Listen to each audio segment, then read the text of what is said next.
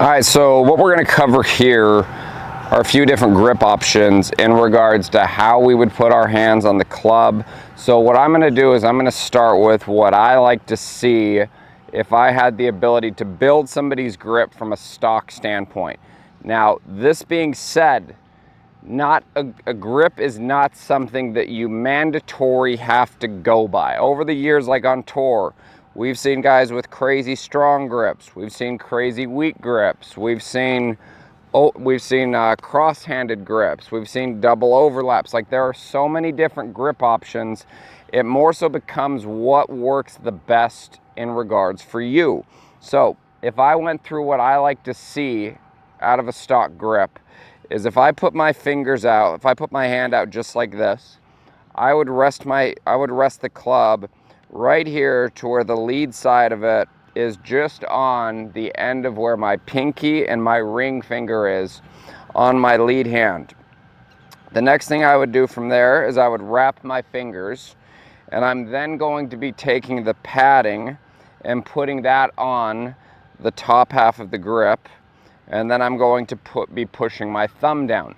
Now, one of the big things that I like in regards to an activation system is this muscle right here that we call the brevis muscle. So if you take your thumb and you go this direction and you push that down, that is going to be activating this brevis muscle right here.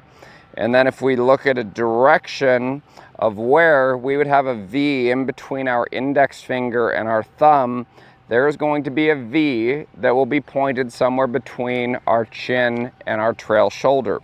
So what I like to do is I'll take a T and I put this right in between where my index finger and my thumb is. So when I put my hands on like this, grip that, you'll notice that this T is pointed on this side of my chin. So when I look down, I'd be able to say, all right, this isn't pointed directly down the center of the shaft. This isn't pointed down too far on the left side of the lead side of the shaft, and it's not so crazy strong that it's pointed nearly 90 degrees towards my trail side.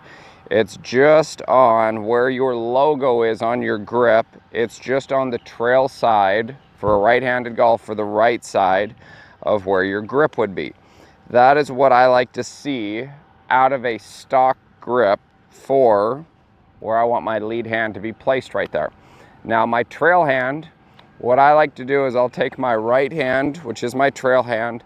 I'm going to run this along the grip down until the lifeline of my right hand can actually cover up my left thumb, my lead thumb. So I'm going to take this, run this down to here until my thumb is fitting right inside of there. And I then I take this padding right here on my thumb, and I would cover up that. So when you look at where my trail hand would be, you cannot see any of where my left thumb is right here. So this would be where I would want to see this. So now again, with my right hand, this is mostly, again, in my fingers right here. And the reason why I like things in my fingers versus in my palms from a stock model standpoint is this is where we have security. This is where we can control, and we have more feel and control of what the club head is doing. A good way of thinking about it is your fingers, that is where all of your nerve endings are. So wherever your nerve endings are, that is where you have the most feel and the most touch of the object right here that we're holding, which we would call the golf club. So out of a stock grip, again, I'm right here. I start the club there, wrap my fingers. I get this part of the padding on top of the grip. My thumb is pointed just down the trail side of the logo of my glove, and I'm activating this muscle right here that's called my brevis muscle. My right hand, my trail hand, then slides down. I take my lifeline and cover up that thumb, and you can also see how close together my fingers right here are sitting. So everything is close together. My right hand as well, you'll be able to notice this. I'm activating this muscle right here from a security standpoint. I don't like seeing a long thumb like this or a long left thumb like that, because this leaves quite a bit of space in between where this club has the ability to twist and it has the ability to move more. So this is what I would like to see out of a stock grip if I were teaching somebody from day one. Again, this is not a mandatory, this is a stock model.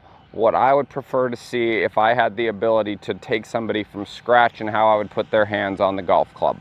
Hope you enjoyed this video today. Click that link below to subscribe. If you haven't, go ahead and click the other link I have right there. Watch that video on understanding setup for free. Look out for these videos every single Friday coming to you on YouTube. Thanks.